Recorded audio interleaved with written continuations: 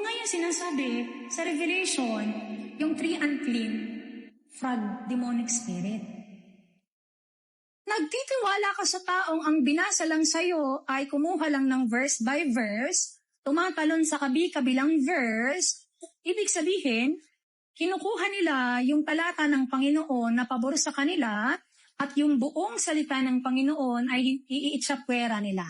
Sa madaling salita, anong sabi doon? He put himself above everything. So people think that is worthy to worship.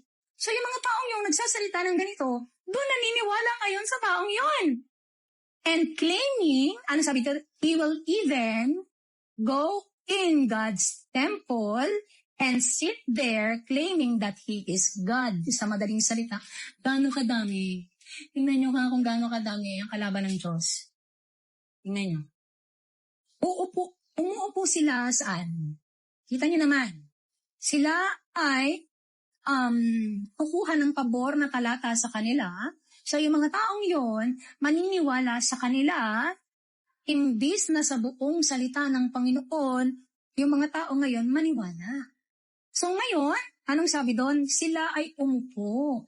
He will even go in God's temple and sit there claiming He is God. Ngayon, yung mga taong, yun yung narinig at pag nakarinig sila ng bagong turo ngayon sa kanilang pandinig, na hindi at ayaw nila, yung mga taong yon kakalabanin yung kagustuhan ng Diyos. Diba?